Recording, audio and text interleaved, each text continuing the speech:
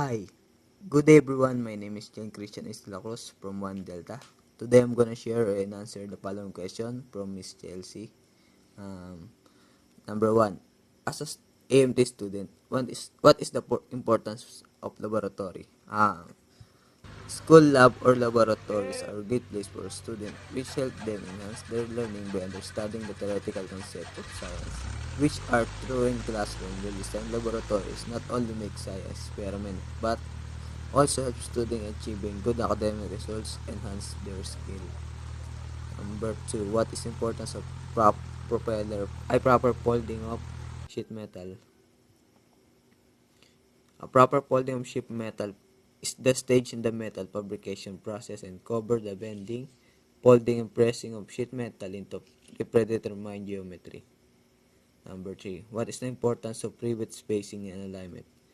The importance of rivet spacing and alignment. When the two or more rows of rivets are used in the repair job, the rivets should be stacked to obtain maximum strength. Number 4. What is the purpose of sealant in airframe structure? And sealant are generally used as a barrier of means of protection. The importance of sealant in the airframe is to prevent air leakage prevention, fastener corrosion, prevent water or dust intrusion, and to prevent fluid leakage.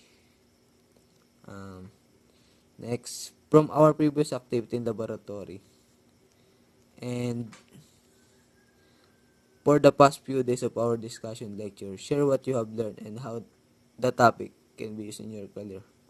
Um, from our previous lesson, I learned how rivet spacing and alignment used properly, and I used this.